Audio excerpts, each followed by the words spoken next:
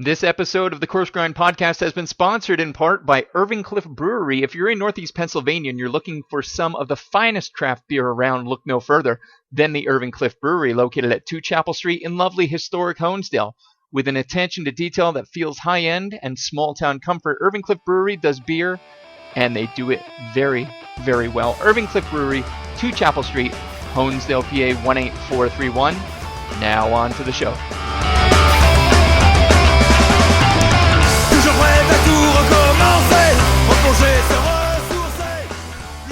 Ladies and gentlemen, welcome back. This is episode number 26 of the Coarse Grind Podcast. Number jokes. I'm running out of them. It's 26 episodes. Sue me, I don't care. How's everybody doing? I'm host creator Sean Rossler with you as always. Sometimes on this show, searching and looking for guests has me going to the entire other side of the country, be it California, Washington. We've been there, we've done that. The first episode, it was California. Second was California. Third, it was Chicago. Bringing it closer, but you get the point. It took me 4 episodes to get one that was closer than not to home. But I often find my guests being from farther away than not.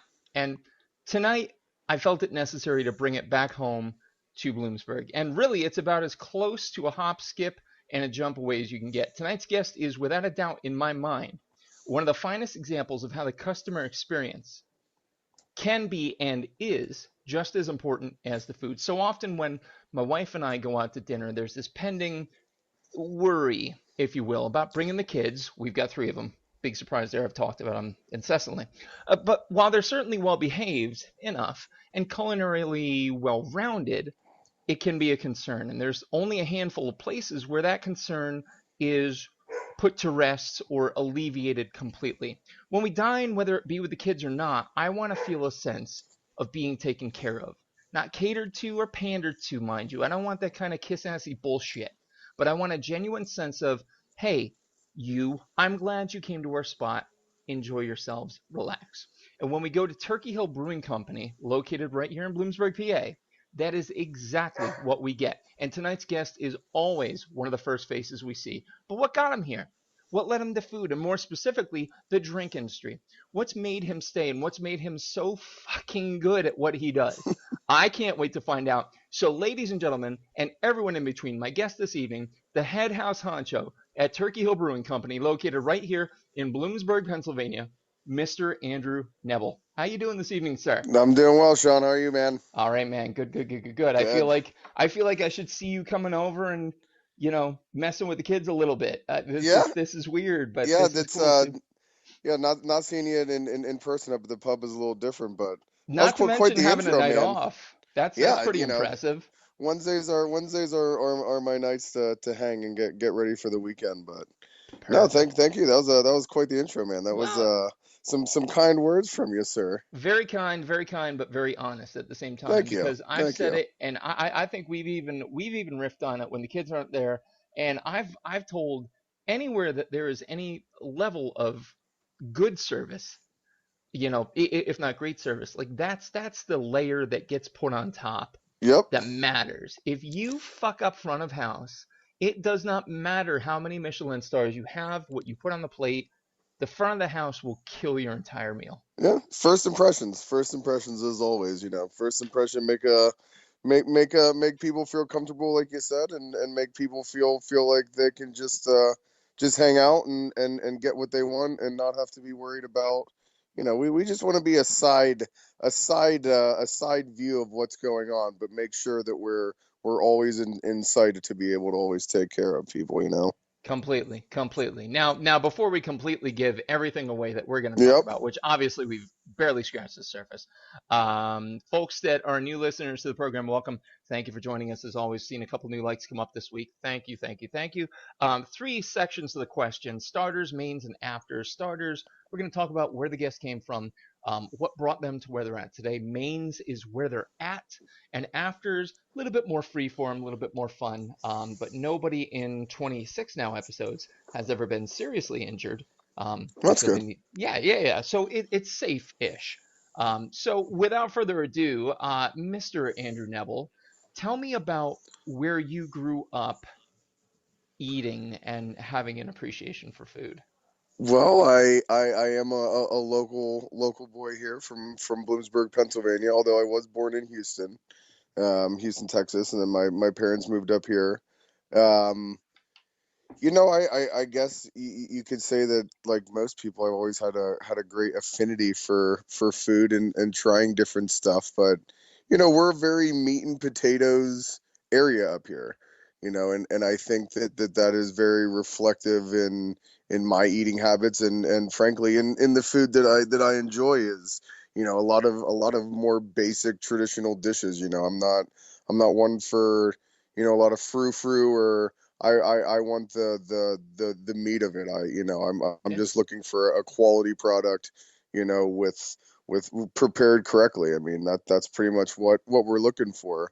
right on. Um, but for the most part, just kind of as I got older and just trying different foods. I mean, trying a variety of everything. But like I said, I mean, I always kind of come back to the traditional style of a meat and potato kind of diet. I mean, and that's Yeah. definitely very reflective of our menu up there as well. I mean, Yeah, very. yeah, the core of it you can't escape. And I was actually talking not too long ago with somebody from my hometown of Honesdale.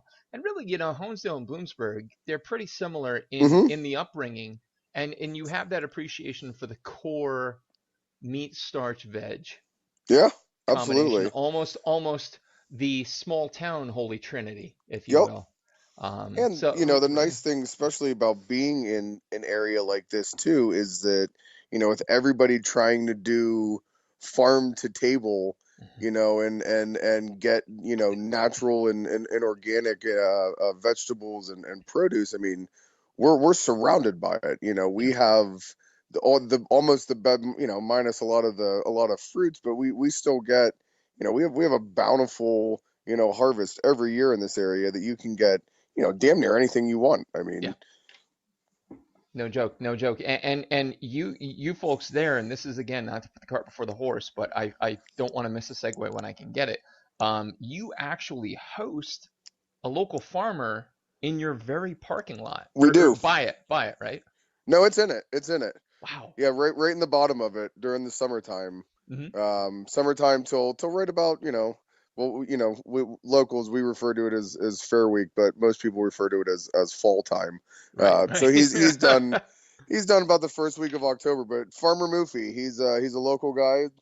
Um, and then he does everything. Some stuff he brings in from other local farms, but a lot of it is produced all at his own place. And we use a lot of it during the season, and he's very generous with it. And we like to really push it, and it's great product. Yeah. It's you get a lot of clean vegetables, a lot of clean produce from him. Yeah, we've had a handful of guests from farm to table efforts, be they local or not local. Recently the Blind Pig downtown Yep, here in yep, Toby. Bloomsburg, and James Regato of Mabel Gray out in Okay. Detroit.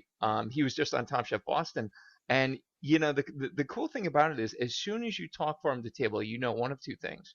One, if somebody's full of shit, or two, if they're passionate about it. Like, it's instant too. I think there's a lot of professions where you can smell a hint of bullshit but go with it for a Yep, little bit.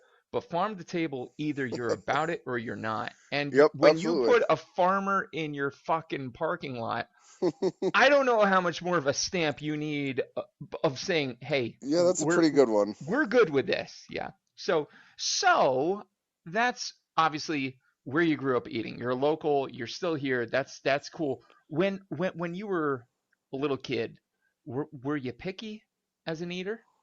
No, no, I, No. I I don't think I was. I mean, I think it. I think that sometimes, your eating habits kind of follow your mood habits, maybe. And I'm very relaxed, but like you're saying, passionate about things that, I think I kind of approach food like that too, and kind of always have that.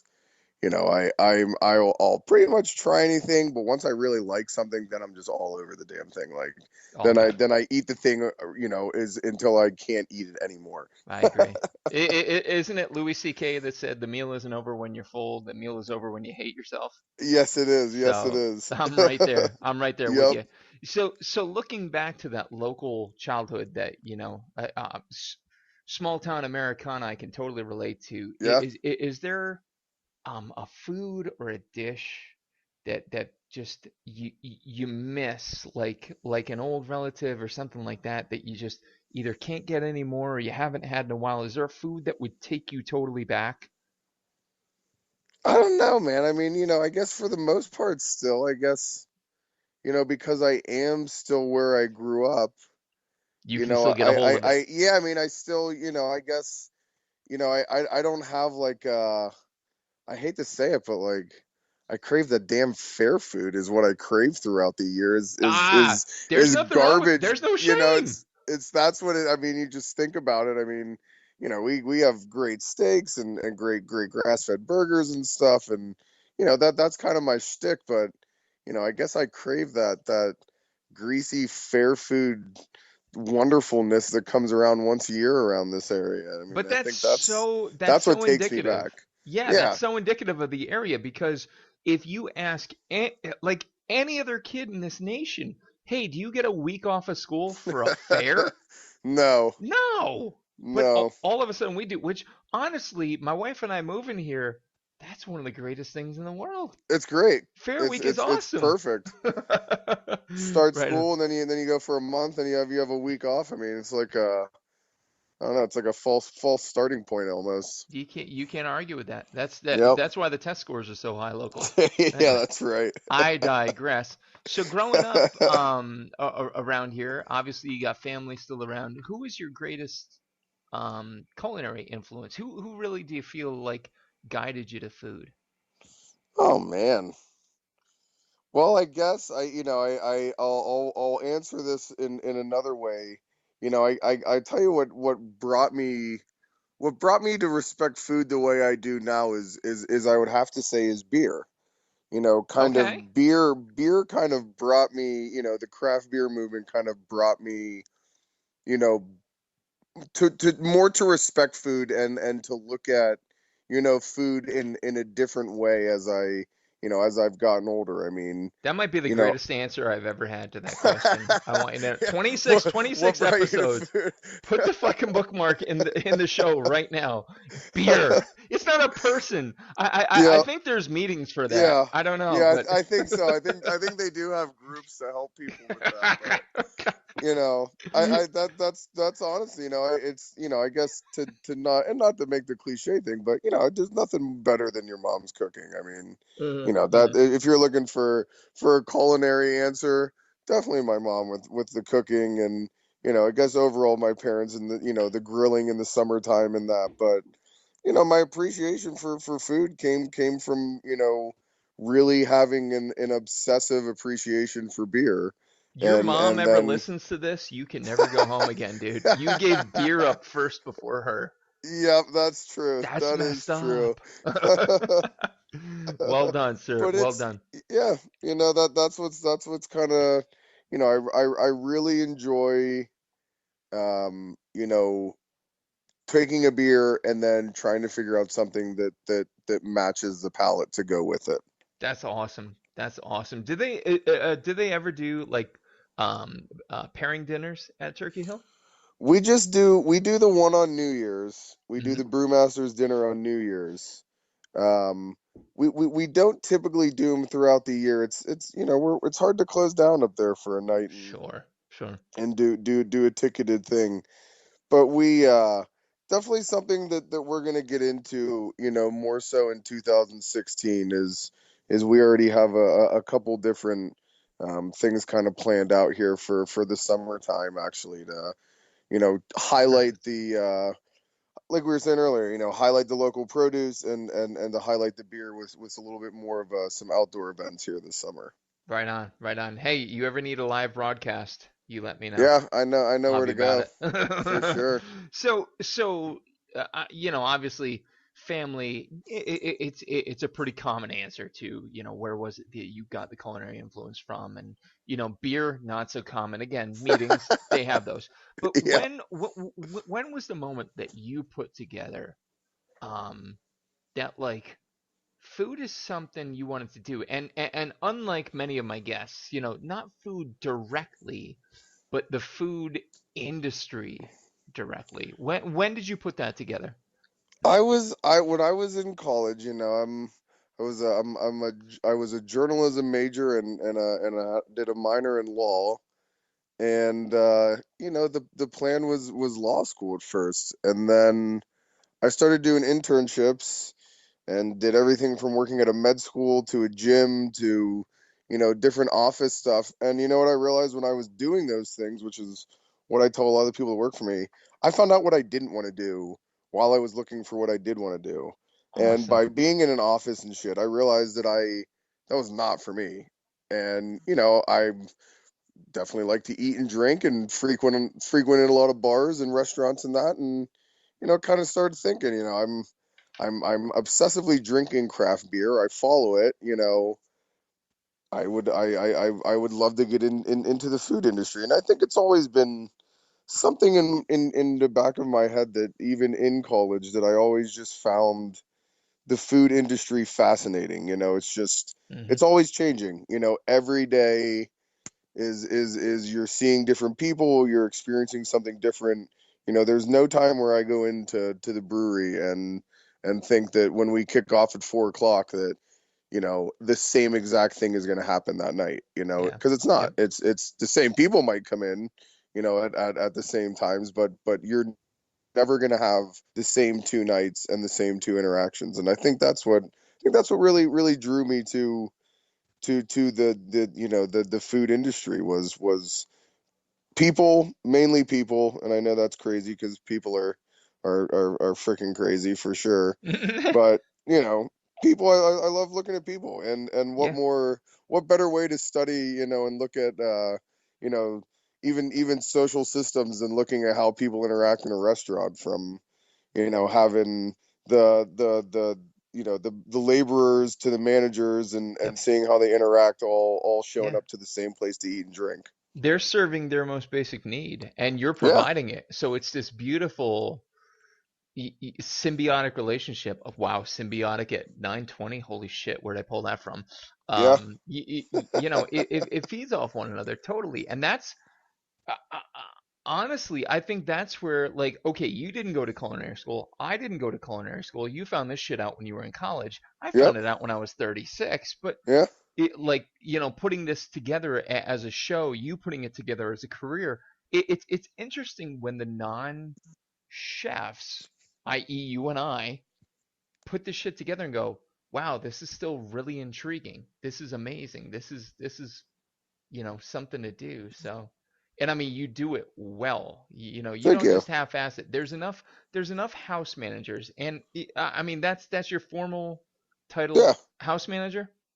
Just manager. Yeah, I mean, there's enough of them in the industry that suck at what they do, so that when somebody like you, when a familiar face every goddamn time that we go in, like, there's something almost magical to that. Yeah, And thank you. how cool was it for you to go through those? I mean, law school.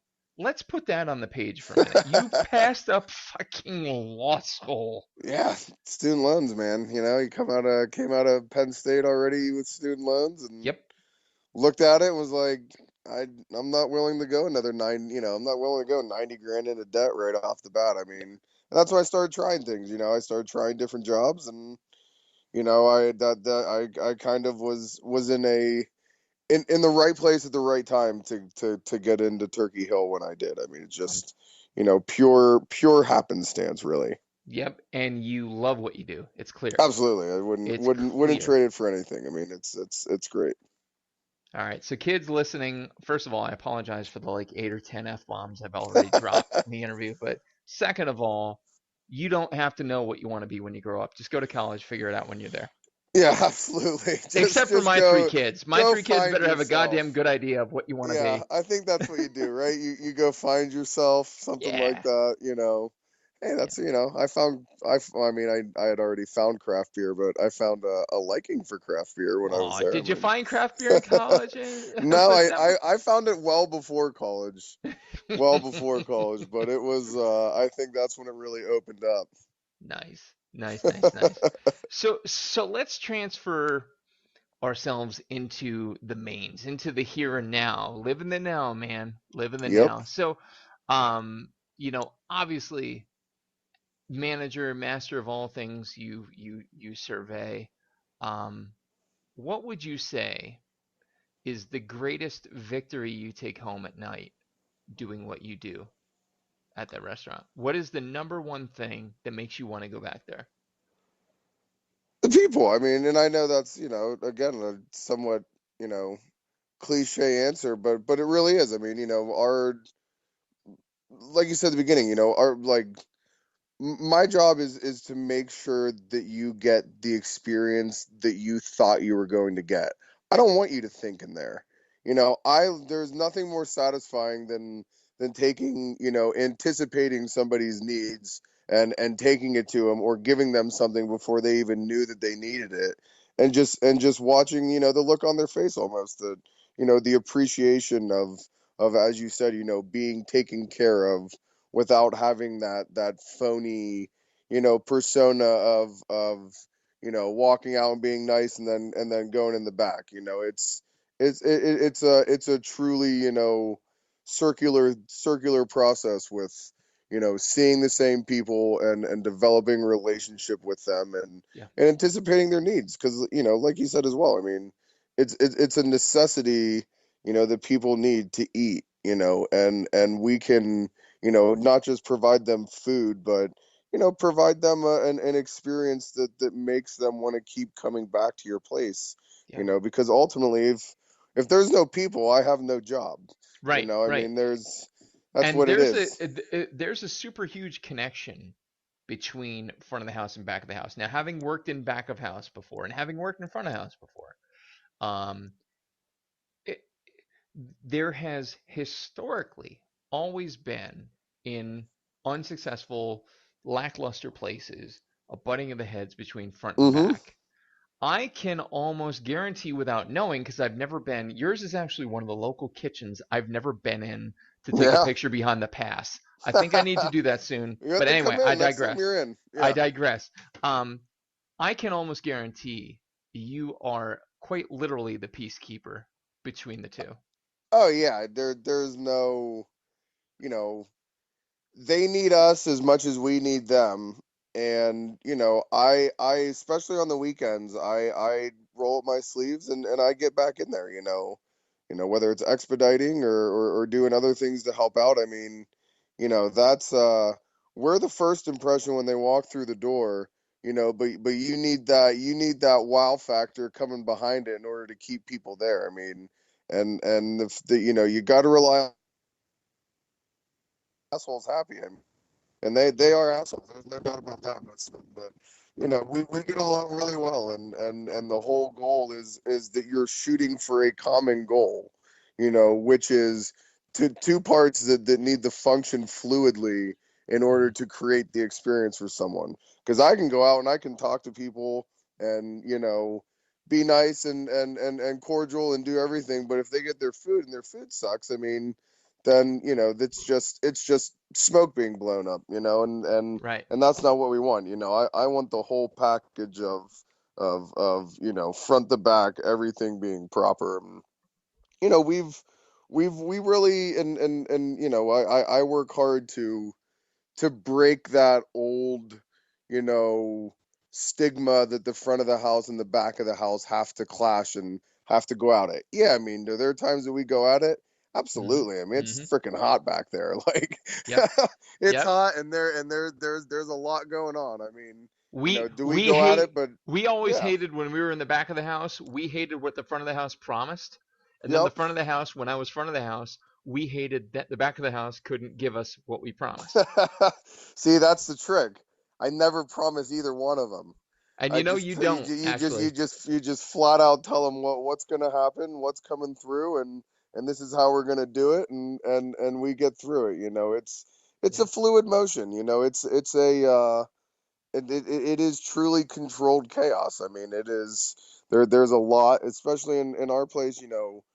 Our kitchen does not match the amount of seats that we have, so it's a dance at night. It's a dance that you gotta get through for sure.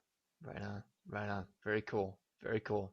Yeah. And having been there as many times as we have, um, I can vouch for that, man. You're definitely the fucking dance coach out there. Clearly, you're the cheerleading coach, whatever you want to call it, because Yep. I mean that shit is on point, on time, Thank you. and everyone always seems to be like. And I can sense the bullshit meter, like we were Yeah. saying earlier. I can smell it Yep. when front of the house is being faux, being kind of. Yep. There's not a damn server in that place that ever puts it out there false.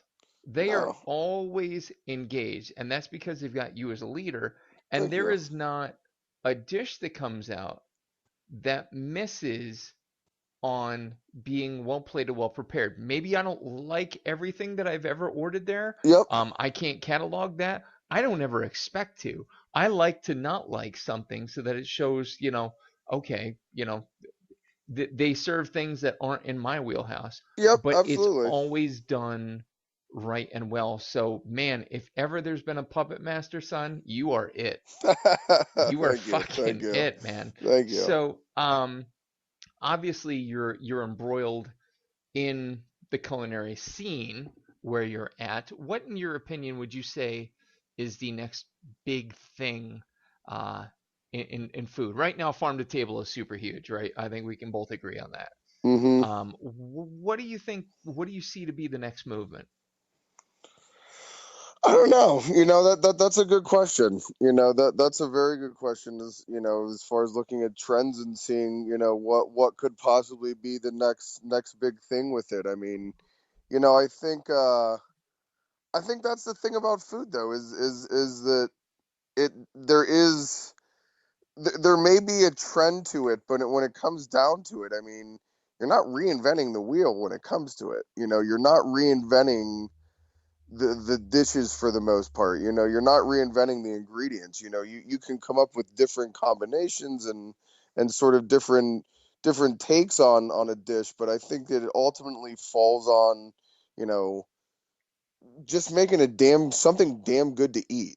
Yeah, I think that's ultimately what it comes back to for me. I mean, the farm to table is great. It is great to support, the local farmers and to get, organic ingredients and to get natural stuff. I mean, that kind of seems like it shouldn't be a trend, but a norm. yeah. Unfortunately, it Is is though, because cheap unfortunately, yeah, produce it's is easy. oh, absolutely. Yeah, But I think that the next trend is hopefully it doesn't have hopefully it just stays with getting proper and natural ingredients and just making damn good dishes. I mean, I love that. I think that's what we're looking for ultimately. I mean, and especially like I especially like our place and like myself. I mean, like I said before, we're meat and potatoes. I mean, Yeah. it's a very traditional style with just a little bit of flair at the end of it. I mean, and that's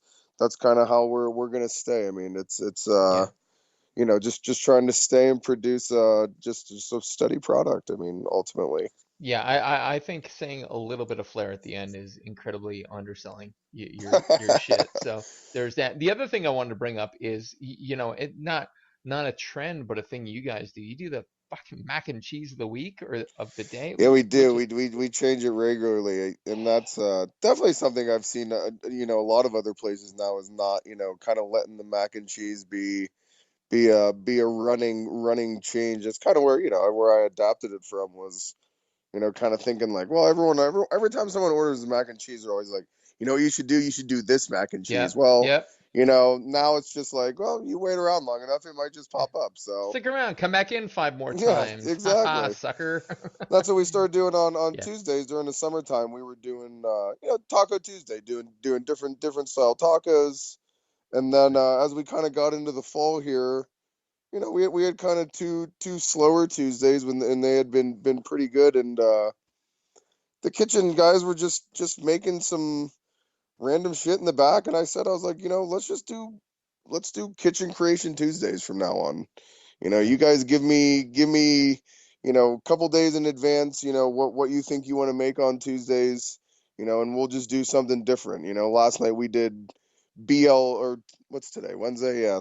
Last night we did BLT dog. So we, took our foot long, filled that baby with some cheddar, and then wrapped it in bacon and some house made relish and stuff, and lettuce, tomato. You got a little BLT dog. I literally just dropped the pencil out of my hand. I was writing as soon as you said BLT dog. I went. Yeah, yeah, yeah, Holy shit. Okay, so the kids need to drop out of karate so we yeah. can go to No Turkey karate Hill on on Tuesday. Tuesdays anymore. Yeah, Tuesdays Fantastic. are. Last week we did spaghetti stuffed meatballs, so we went, What? reversed it and put all the spaghetti in the meatballs. That was pretty cool. That was a Holy good one. shit. I like it. Yeah, I like it a lot. I like it a damn lot. yeah, yeah. So let's segue off that question. Okay, Yep. next big thing in food. Let's just call it a squash because there shouldn't be a big thing, and I like that Yeah. answer. How about the Food's the next big big thing thing. in beer? Because I think we're back into like a hoppy period of beer. Would you say or Yeah. no? I mean, I'm always in a hoppy period of beer. That's my go-to style. Is I like bitters and stuff, but I think that I think that what you're seeing and what will happen with beer is you have a lot of people beginning to make sour beers now, and to start trying to age beers, and kind of and I hate to keep kind of bringing it up, but it is kind of, not, I don't hate to bring it up. It's what I fucking think, but it's you see people going back to traditional styles. Mm-hmm. You have all of these people making, peach mango infused yada yada with cocoa, whatever, and those are great, and it's great to have a variety, and it's great to be different, but if it's not broken, if it's not broken, don't fix it. Right, right. And I think, Espresso infused dog fart lager. Like, yeah, who wants it's that? Yeah. no, they don't. You want something drinkable, you want something approachable, and you want something that's supposed to taste what it's supposed to taste like. I mean, Yep. we're again, we can call beers different names, like we can make up names like Session IPA, Hmm. even though it's just a damn pale ale really with Right. lower ABV. I mean, but that's cool, that's cool, but I think that ultimately with beer is that as more and more breweries emerge, and there's about one, I think it's one opens a day in the United States right now, and I think as more and more of them emerge, and the market gets more and more flooded with fruity this and this and that, I think ultimately what people are going to want is what tastes good.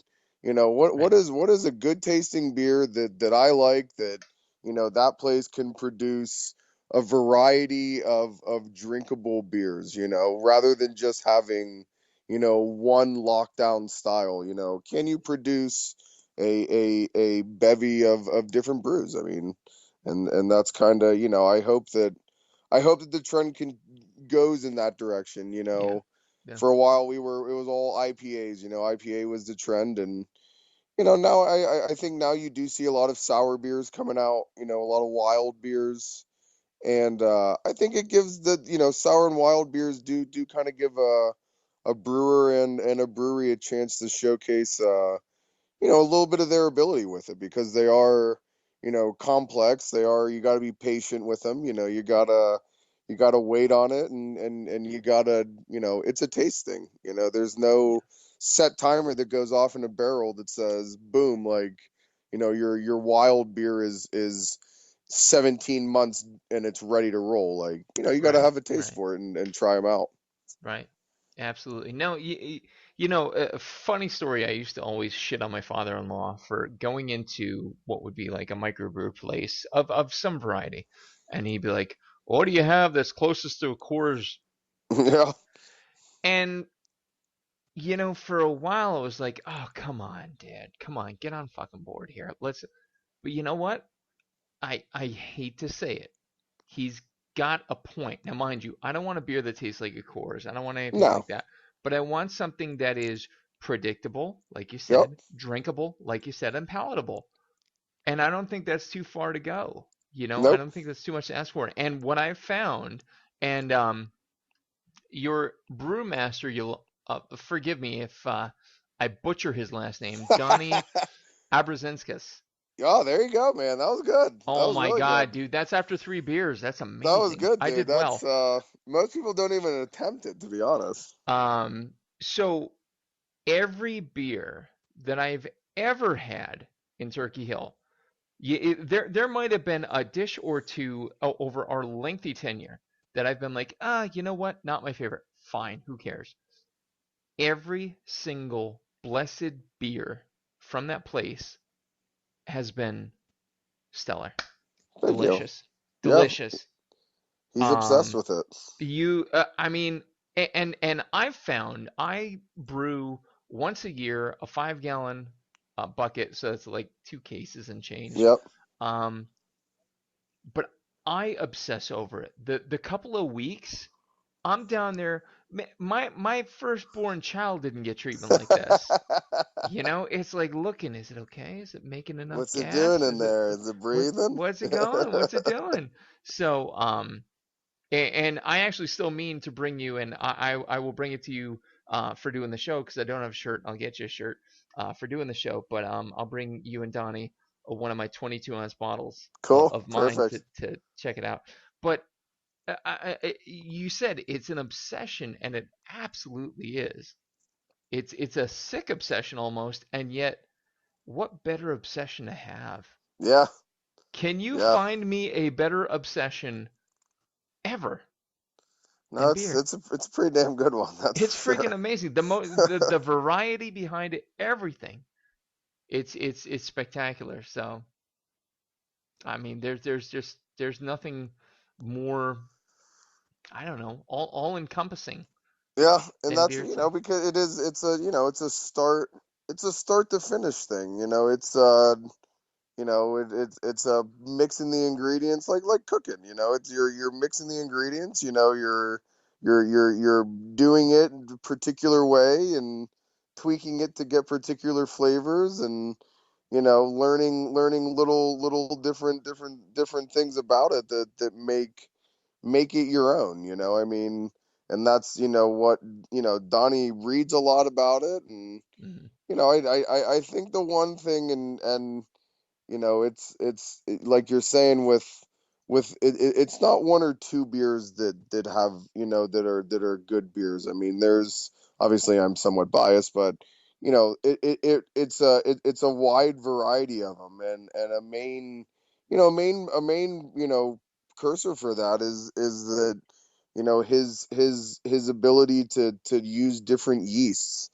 yeah, When we have a pale ale, we're using an American ale yeast. We're not using a German Pilsner yeast or something. And I think that by doing that, I mean, I think we have almost 10 or 11 different yeast strains that we use now, and we propagate all of our own yeast. Once we get it, we're on like the sixth generation with some of them, and I think that those little things, like the yeast, totally changes the scope of your beer. I mean, it makes it true to what it is, and makes it really separates it from other beers that may only use two or three different yeasts in their brewery or something. I mean, he's trying to make them again as traditional and true to the style when they were made as he is now. That's his goal for it. yeah. And that's the attention to detail that is so lacking in so many other places. So Agreed. again, hats off, kudos. Thank I you. can I can only speak to what I know, and what I know is I have never had a bad beer, No, they never are in good. my life, So let's focus back on you, dude. So you love what you do, but tell me about your 5 year. Like what is your plan? Plan is to keep doing what I'm doing, to be honest. I mean, we have some growth plans for the beer. in the new year here in 2016. Um, we don't currently have a distribution license, so you can only get stuff in house. Which is going to change in the new year. Oh, Jesus. Um, There goes any hobby I ever had. um, I want to be here in 5 years. I have no interest in kind of looking at other things. It's the beer industry is something that I think is going to continue to grow for a while now. I mean, I think that Yeah. it's, even you may see like a national bubble kind of burst, but the hometown breweries and stuff. I mean, I don't I guess kind of looking at it, I don't understand how they wouldn't work out for long term.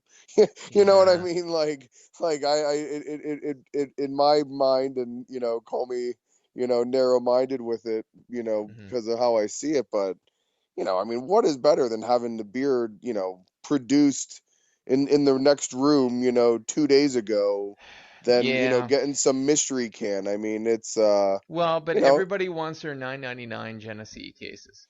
yeah, absolutely. I mean, Especially again, you and I come from a similar small town vibe. yep, Everyone wants their Bush Pounders. Everyone wants their yep. Jenny Cream Ale, and it's cheap. I guess I do, I think that people will continue to buy those kind of beers and stuff. And I'm not gonna. I play golf. I drink the shit out of Oh my freaking God, absolutely. I'm rice beer literally when I play okay. golf. I can't drink IPAs and swing the golf club. I Oh mean, my God, that's. no. I mean, I've I'll done put it, a hand but on a Bible right now.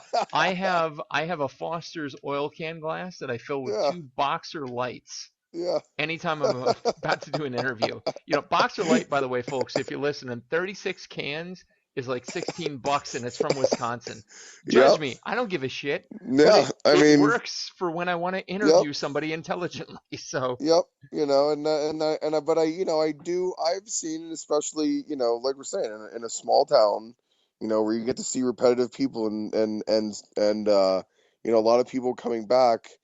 We've. I'm not saying that we've turned people from, that drink Coors Light every day, that all of a sudden, they went out and bought cases of, a blonde or something like that. But, right, when right. they come into the brew pub, and when they go to other places, they do they are gaining an understanding of what beer is, more so than just, the rice water that most of them are accustomed to drinking. I mean, and it's I tell you, the one style I see it the most is, we do a German Pilsner, and then it Yeah, was just on tap. And, people hear Pilsner, and they think Miller Lite, right, because they put it right. on everything. And a Pilsner is a damn good beer. I Pilsner's mean, amazing. Pilsners are freaking great. Yes. And I think that a lot of people, when they try a Pilsner for the first time, a real Pilsner, they're like, holy shit, like, this is good. Yep. This is not the aluminum tasting, water that I was having. I mean, Yep. it's a different thing. And I think that, people's taste buds they've been neglecting their beer taste buds for so long, Hmm. and I think that they're unlocking unlocking taste buds that they didn't know that they had. I mean, and I Yeah. think that they're very surprised with it. Yeah, And for sure. I think that the price of craft beer, although expensive at times, I mean, it's just the more people that are coming, it might be better for it that we can lower prices of stuff. I mean, and Yep. and and it be a very common, very even state pride-ish thing with, we're looking at possibly in the spring, and into next fall, for the hop harvest season, to try to do as much Pennsylvania hop farms as we can. Perfect. It's Perfect. very, very secular thing, I think. Yeah, yeah, absolutely. And you mentioned Pilsner and the Miller Lite corollary. You have to mention the lager and the Yeah, Yingling lager Yingling, corollary. absolutely. Everyone's like, "Oh yeah, I've had Yingling." I'm like, "You haven't had a fucking lager in your life, son. Sit Yep, down." that is not Sit down. real. But, Yingling is Yingling. I mean, there, especially up here, you don't. if you say lager, I mean, you You know what think you're getting. You're Yingling. getting You green know you're glass getting and Yingling. I mean, yeah. that's what you're getting. I mean, although have you had the India Pale Lager from Yingling, the IPL? I haven't. Is it worth it? It's not bad. I've Shut had up. worse. I've had No. worse. You've had I've no, had worse. that's not, that's like saying she's got a nice personality. Come on, man. I have had worse. I'll say that. I have All had right. worse. All Not right, the something I would IPL. seek out. I mean, again, I think that's India Pale Lager is one of those mythical made up beers, but I like, again, like a session IPA. I like them. You like the hoppy, I so can't knock them. Yeah. it fits right in. It fits right in. All right. Yep. So that's where you're at and where you're going short term. So the afters, a little bit more in the fun question category. Yeah. A little bit more theoretic hypothetic, if you will. So if I'm standing in your kitchen or in your brew room, whichever you want to call it, you can say professionally or at home, what music do I hear? Oh man. Right now, I mean, I'm a big bluegrass. I'm a big Nice. jamgrass person. I mean, if you if you've been to Turkey Hill for music, you know that I love bluegrass because I booked the damn music and it's majority bluegrass. Yes, and Um, that's the one thing I have not been over there. I keep saying I forget I have four other human yeah, beings that yeah. come with There's me, there's some but other ones in that oh crew, my I God. think. Well, I mean, I love bluegrass. I love Abbott's, Mumford, Yep. all the shit. So Right it's now, I mean, right now, when I'm up at work right now, before anybody gets there and stuff, and I'm getting the stuff done. I mean, it's the Revivalists right now. I mean, I can't get past the Revivalists, a New Orleans based band, mhm, but just funk, brass yeah, meets a little bit of rock. I mean, it's just they're just incredible right now. I mean, but I'm all over the place. If you would have asked me 10 years ago what music I listened to, I mhm. mean, it would have been Wu Tang, UGK, and you know Big Boy and Andre, that sort of stuff. I Nice, mean, nice. but it's just kind of not to say I still don't listen to that stuff at times because we do, but it's I did definitely more into the brassy kind of funk scene for the most part right now, I'd say. Right on, right on. All right, so when you're working the house, being the master of all you survey, and you get behind those kitchen doors, how would you say your mouth rates if we used a movie scale from G all the way up to X? I don't know, is X even a fucking rate? I don't care. I mean, NC-17, call it whatever you yeah, want. How would you I say it is? I great question, and there's no. I don't, it depends on the night, but it is definitely 99% rated R. I mean, and I always think back and I love the F bomb. I mean, it is one of my favorite words, and I think back. There's an interview with the basketball coach Bobby Knight when he was finishing up at Indiana, and they're asking him something about why he uses it so much, and he says that it's his favorite word because it can be used as any part of the English language except for a preposition, and it Mm-hmm. expresses exactly what you wanted to express in the moment of trying to express what you want.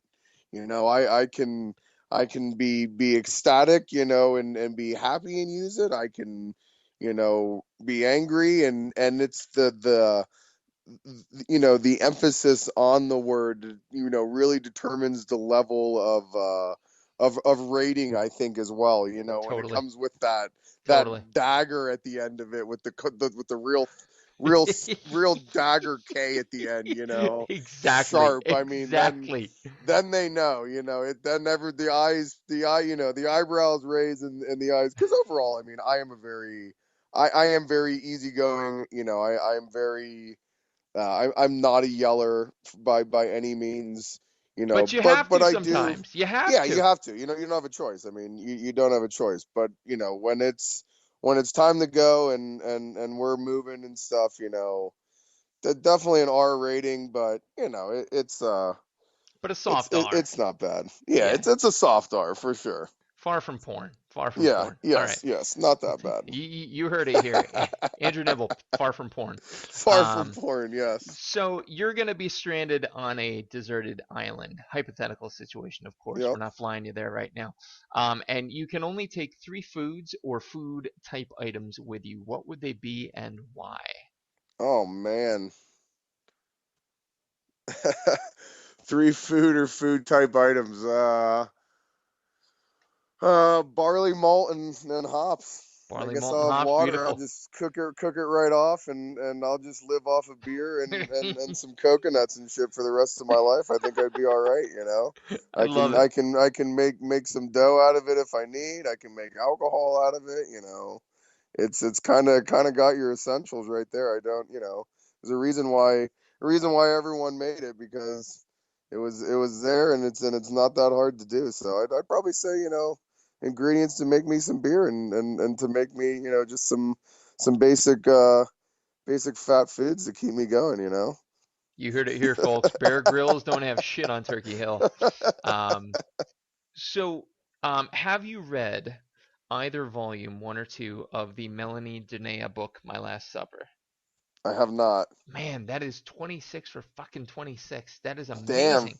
Amazing. Okay, so she wrote this amazing coffee table book, volume 1, then she did a follow-up, My Last Supper, and the inspiration for this podcast, the pre-scripted format, definitely comes from it. And she asks Yep. 5 questions of like 50 world-renowned chefs, and they all center around tomorrow you're gonna die. This is your last meal. What would it be and why? So I ask you, Mr. Nebel, what would be your ideal Last Supper? Guests, dishes, music, and drinks. Guest dishes, music, and drinks. Huh. A dish is definitely, I mean, some a fillet of sorts. You know, medium rare, blood coming out. You know, definitely a fillet. I don't really care about the sides. Give me some good mashed potatoes. I just want a nice cut of meat. Um, Music, I'll be honest, as much as I love bluegrass, it is not my favorite thing to eat food to. Mm-hmm. It makes you like, I feel like I'm like the banjo's going, and my fork has been in my mouth 30 times, and I have no meal left already, and I'm only 10 seconds into the food. Right. Um, I'd say some sort of brassy jazz probably for music, something funky, maybe a little Martin Medeski Woods, something like that.